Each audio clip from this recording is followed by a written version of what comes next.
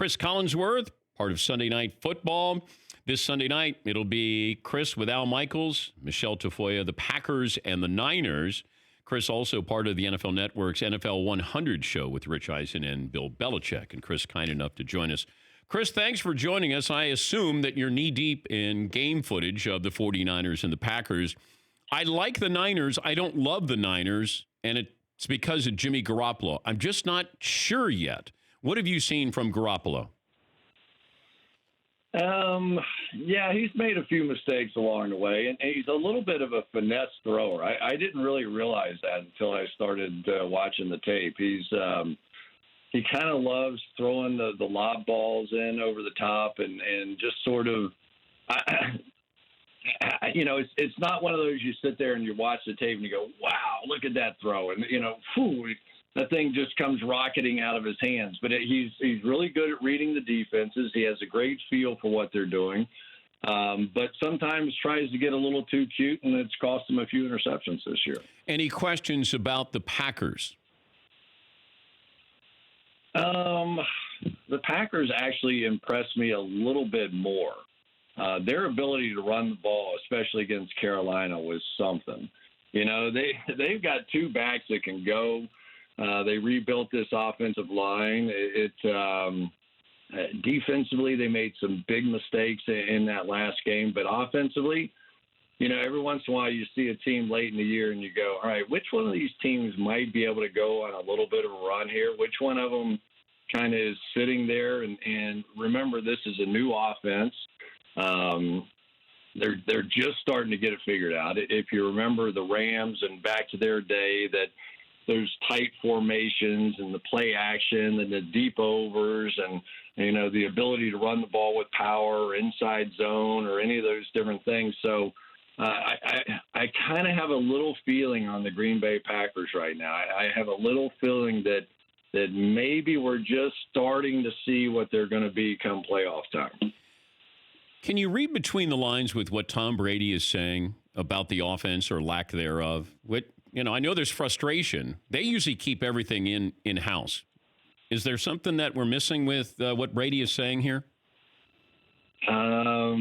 He gave us a line that was the most unbelievable line that we never put on television. I simply can't believe we didn't put it on.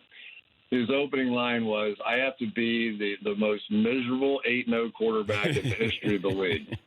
And and somehow we didn't get that on. I have no idea why we didn't. But I think they're so used to just dominating. I think they're so used to being able to do anything that they want to do. And they don't really appear to have that sort of game breaker on offense the way that they have in the past. At least Gronk, you knew you were going to get some ability to be able to take the thing and go down the field with it. Dorsett gives them a little bit of that feel, and, they trade for Sanu, but there's not that guy that you just sit there and go, oh, man, that guy, he scares me to death out there. Edelman's, of course, a great player, but and then when they don't have that down the field kind of threat working, the running game doesn't look quite as good. So I think it's a little bit of a mix of everything. But if you go right down to it, the one that's probably hurt them the most was, losing David Andrews on the offensive line, losing Isaiah Wynn, and now I guess he's coming back at this point over Marshall Newhouse. But even in that game against the Ravens that we saw them, when push really came to shove and they got behind in the game, they go into that no-huddle mode, and, it is hyper-speed mode, and they're still flying up and down the field and still had a chance to win that game. So I think they're going to be okay. The defense is fantastic. The secondary in particular is just fantastic.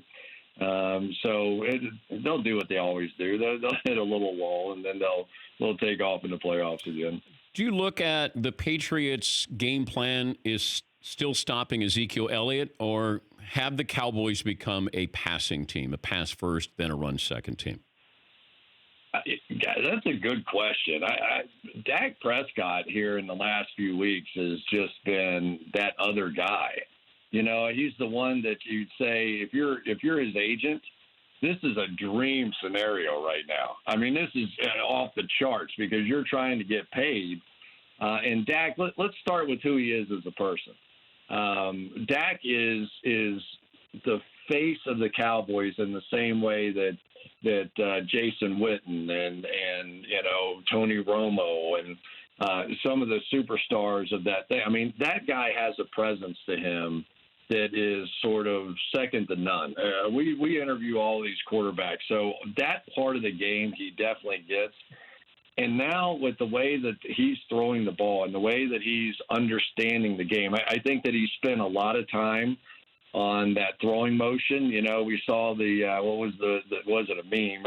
I get all my internet words mixed up, but the thing where they put together and he's doing his hips, the thing we had on before the game, and he's flying the hips out and all that stuff. And so the best of these guys now are really not having to step into their throws. I think you'll see it with Garoppolo this week as well. Dak Prescott is sort of the ultimate of that. He never takes a step with that front foot. It is just pure hips and firing the ball and being able to do it. And if Amari Cooper stays healthy, I think Amari Cooper has been the key to that offense really since the beginning. The minute he came over from Oakland, that was a different team. It was a different offense, and Dak Prescott was a different quarterback. Dak Prescott right now, to me, the Cowboys are going to be lucky to get him for $40 million. I've been so high on the Cowboys from the start of the season. I really thought that they could go to the Super Bowl this year. What did I miss with the Cowboys? I know they can still go, but are they missing something? I still think they could go. I really do. There is no reason, honestly, that this team should not be that good. And you go back to the games where they get beat and you just start going, how did they lose that game, right? I mean, you just, how was it that they lost that? But across the board, I mean, name linebackers that can play the way that their linebackers can play. I mean, Jalen Smith, Leighton Vander Esch, Sean Lee is a backup, Joe Thomas in pass coverage situations. They have great pass rushers in Quinn and Lawrence on the outside. I think good enough in the secondary. Jordan Lewis has kind of added a little element to that in the slot in there. He's been a tremendous player. So what is it about their defense that you go, well, okay, that's not good? And on offense, my God, they got arguably the best offensive line, the best running back, one of the top 5 receivers in the game, and Dak Prescott's red hot. So what is it that's keeping these guys from winning a championship? And I can't put my finger on it, other than the fact that they've lost a bunch of close games and they're no locked. I mean, they were going to have to win the division likely to even get in the playoffs here. So either Philadelphia or Dallas, in all likelihood, are staying home. He's Cris Collinsworth, Sunday Night Football. It'll be the Niners against the Green Bay Packers.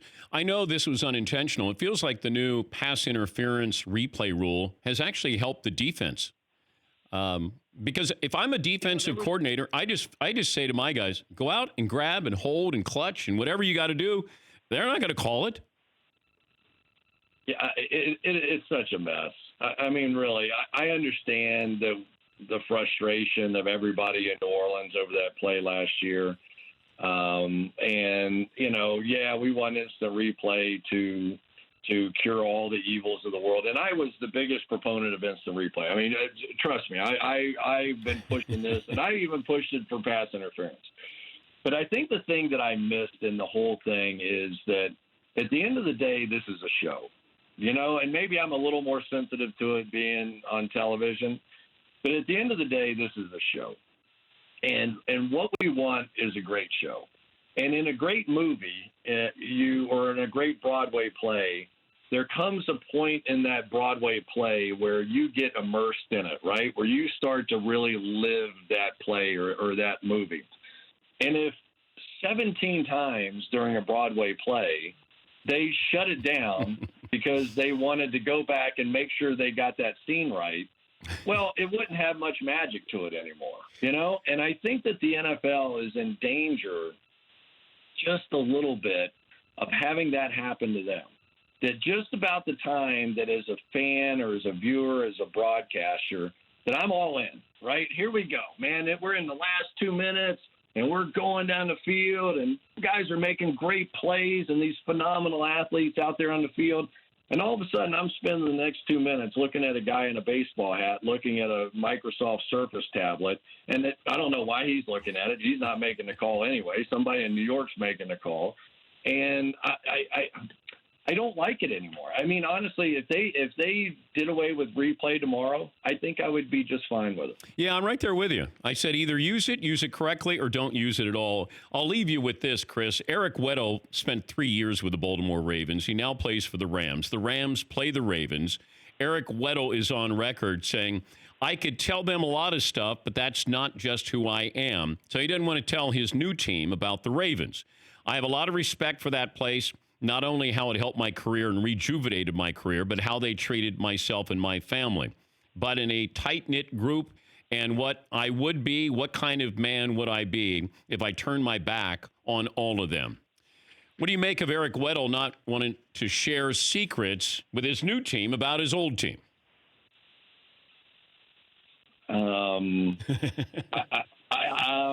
I get it. I understand who he is as a guy. Let me just say that. He's a great guy. But by not giving your team an advantage, you're giving your team a disadvantage, because every other sucker in this league is giving it up.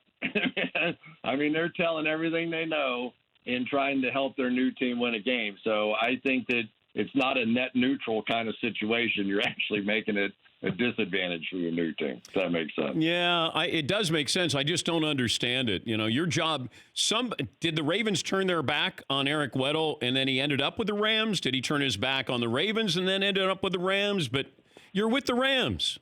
You know, help them. It's your job to win. I mean, no matter how it is that you get to that point, in this day and age, anybody that reflects any part of a little bit of integrity, I kind of have some admiration for it, even if I don't 100% agree with it. So I'm trying to back off of this a little bit. Okay, all right.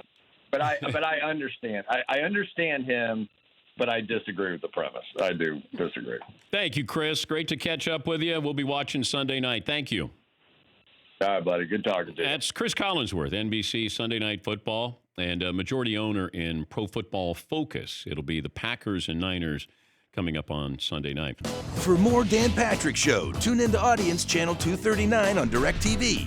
Stream for free on BR Live or download the Dan Patrick Show app.